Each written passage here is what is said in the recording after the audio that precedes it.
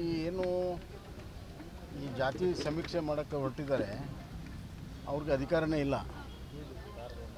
ಅವ್ರಿಗೆ sample survey ಮಾಡಿ ಯಾರು ಹಿಂದುಳಿದಿದ್ದಾರೆ ಆರ್ಥಿಕ ಸಾಮಾಜಿಕವಾಗಿ ಅದು ನೋಡುವಂಥದ್ದು ಇದೆ. ಆದರೆ ಮನೆ ಮನೆಗೆ ಹೋಗಿ ಎನ್ಯೂಮರೇಷನ್ನು ಸೆನ್ಸಸ್ ಮಾಡುವಂಥದ್ದು ಕೇಂದ್ರ ಸೆನ್ಸಸ್ ಆ್ಯಕ್ಟ್ ಪ್ರಕಾರ ಇಲ್ಲ. ಇದು ಒಂದು.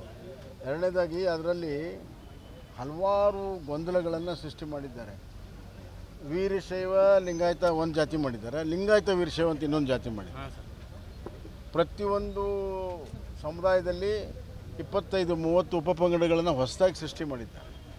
ಆಮೇಲೆ ಕನ್ವರ್ಟೆಡ್ ಕ್ರಿಶ್ಚಿಯನ್ ಅಂತ ಅದೊಂದು ಬೇರೆ ಕಾಲಮ್ ಮಾಡಿದ್ದಾರೆ. ಎಲ್ಲ ಸಮಾಜದಲ್ಲಿ ಕನ್ವರ್ಟೆಡ್ ಕ್ರಿಶ್ಚಿಯನ್ ಇರೋ ರೀತಿಯಲ್ಲಿ ಕನ್ವರ್ಟೆಡ್ಗೆ ಯಾವುದೇ ಕಾಲಮ್ ಎಲ್ಲೂ ಇಲ್ಲ, ಸಂವಿಧಾನದಲ್ಲೂ ಇಲ್ಲ, ಕಾನೂನು ಇಲ್ಲ, ಅದನ್ನು ಮಾಡಿದ್ದಾರೆ. ಹೀಗೆ ಸಂಪೂರ್ಣವಾಗಿ ಗೊಂದಲಮಯ ಮಾಡಿದ್ದಾರೆ. ಸಮಾಜವನ್ನು ಒಡೆಯೋದಲ್ಲ, ಚೂರು ಚೂರು ಮಾಡಿದ್ದಾರೆ. ಆದ್ದರಿಂದ ಇದು ಸದುದ್ದೇಶದಿಂದ ಕೂಡಿದ್ದಲ್ಲ, ರಾಜಕೀಯ ಉದ್ದೇಶದಿಂದ ಕೂಡಿರೋದು. ಇದರ ಸಂಪೂರ್ಣವಾಗಿ ಏನಿದೆ ಅದು ಬದಲಾವಣೆ ಆಗಬೇಕು.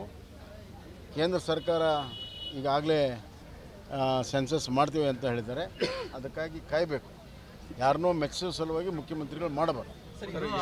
ವಿಚಾರವಾಗಿ ಮತಾಂತರಗೊಳ್ಳಕ್ಕೆ ಕಾನೂನಲ್ಲಿ ಅವಕಾಶ ಇದೆ, ಸ್ವಾತಂತ್ರ್ಯವಿದೆ. ಅವ್ರು ನಾವು ಒತ್ತಾಯಪೂರ್ವಕವಾಗಿ ಇವತ್ತೇ ನೋಡ್ರಿ, ಮತಾಂತರ ನಿಷೇಧ ಕಾನೂನು ಕರ್ನಾಟಕದಲ್ಲಿದೆ, ನಮ್ಮ ಸರ್ಕಾರ ಮಾಡಿದೆ. ಇನ್ನು ಇವರೇನು ತಗ್ಗಿಲ್ಲ. ಮತ್ತು ಮತಾಂತರ ಕಾನೂನು ಕೇಂದ್ರದಲ್ಲೂ ಕೂಡ ಇದೆ, ಮಹಾತ್ಮ ಗಾಂಧಿಯವ್ರ ಕಾಲದಿಂದಲೂ ಕೂಡ ಇದೆ ಆಯಿತಾ. ಹೀಗಾಗಿ ಒತ್ತಾಯಪೂರ್ವಕವಾಗಿ ಮತಾಂತರ, ಆವೇಶಕ್ಕಾಗಿ ಮತಾಂತರಕ್ಕೆ ಯಾವಾಗಲೂ ನಿಷೇಧ ಇದ್ದೇ ಇದೆ. ಇವರು ಅದಕ್ಕೆ ಕಣ್ಣು ಮುಚ್ಚಿಕೊಂಡು ದಾರಿ ತಪ್ಪಿಸುವಂಥ ಕೆಲಸವನ್ನು ಮಾಡ್ತಾ ಇದ್ದಾರೆ, ಕೇವಲ ಓಟಿಗಾಗಿ. ಅದು ಬಿಟ್ಟರೆ ಏನಿಲ್ಲ. ಸರ್, ಕುರುಬ ಸಮುದಾಯವನ್ನು ಎಷ್ಟಿಗೆ ಸೇರಿಸಬೇಕು ಅನ್ನೋದಕ್ಕಲ್ಲ, ವಾಲ್ಮೀಕಿ ಸಮುದಾಯದವರು 2A ಮೀಸಲಾತಿತ್ತಲ್ಲ, ಅದನ್ನು ಸೇರ್ಪಡೆ ಮಾಡಿ ನಮ್ಮನ್ನು ಸೇರ್ಪಡೆ ಮಾಡಲಿ ಅನ್ನೋದು ಸರ್. ಅಲ್ಲ, ಅದೆಲ್ಲ ಚರ್ಚೆ ಆಗಬೇಕು. ಇಲ್ಲಿಗೆ ರಸ್ತೆ ಮೇಲೆ ನಿಂತು ನಾವು ಎಲ್ಲ ಸಮುದಾಯಗಳ ವಿಶ್ವಾಸವನ್ನು ತಗೊಂಡು ಇವತ್ತು ಈಗ ನಾನಿದ್ದಾಗ ವಾಲ್ಮೀಕಿ ಸಮಾಜಕ್ಕೆ 3-7% ಮಾಡಿದ್ದೀನಿ, SCಗೆ 15-17 ಮಾಡಿದ್ದೀನಿ. ಅದರ ಪ್ರಕಾರ ಈಗ ನಡೀತಾ ಇದೆ. ಈ ಒಂದು ಸಮತೋಲನ ದಿವಸ ನಡೀತಾ ಇದೆ. ಮುಂದೆ ಏನೇ ಇದು ಆರ್ಥಿಕವಾಗಿ ಸಾಮಾಜಿಕವಾಗಿ ಈ ಸೆನ್ಸಸ್ ಏನಾಗುತ್ತೆ ಕೇಂದ್ರ ಸರ್ಕಾರದ್ದು, ಅದರ ಆಧಾರದ ಮೇಲೆ ಜನಸಂಖ್ಯೆ ಗೊತ್ತಾಗುತ್ತೆ. ಜನಸಂಖ್ಯೆ ಆಧಾರದ ಮೇಲೆ ಮುಂದಿನ ಕ್ರಮ ತಗೋಬೇಕು. ಸರಿ, ವೈಜ್ಞಾನಿಕವಾಗಿರ್ಬೇಕು. ಸರಿ, ಗಣಪತಿ ವಿಸರ್ಜನೆ ವೇಳೆ ಸಂದರ್ಭದಲ್ಲಿ DJ ಹಚ್ಚಿದಂಥವ್ರ ವಿರುದ್ಧ ಬಹುತೇಕವಾಗಿ ರಾಜ್ಯದಲ್ಲಿ ಹಿಂದೂ ಕಾರ್ಯಕರ್ತರು ನೋಡ್ರಿ, ಇದು DJ ವಿಚಾರದಲ್ಲಿ ರಾಜ್ಯ ಸರ್ಕಾರ ಒಂದೊಂದು ಜಿಲ್ಲೆಯಲ್ಲಿ ಒಂದೊಂದು ಥರ ನಡ್ಕೊಂಡಿದ್ದಾರೆ. ಇಲ್ಲಿ ರಾಜ್ಯ ಸರ್ಕಾರ ಇದೆ ಇಲ್ಲೋ ಅಂತ ಅನ್ನಿಸ್ತಾ ಇದೆ.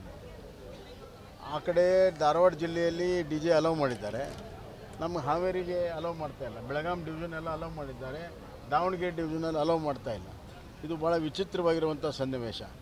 ಇವತ್ತು ಹೈಕೋರ್ಟ್ ಏನು ಹೇಳ್ತದೆ, ಸರ್ಟನ್ ಡೆಸಿಬಲ್ ಕೆಳಗಡೆ ನೀವು ಇರಬೇಕು ಅನ್ನೋಂಥದ್ದು.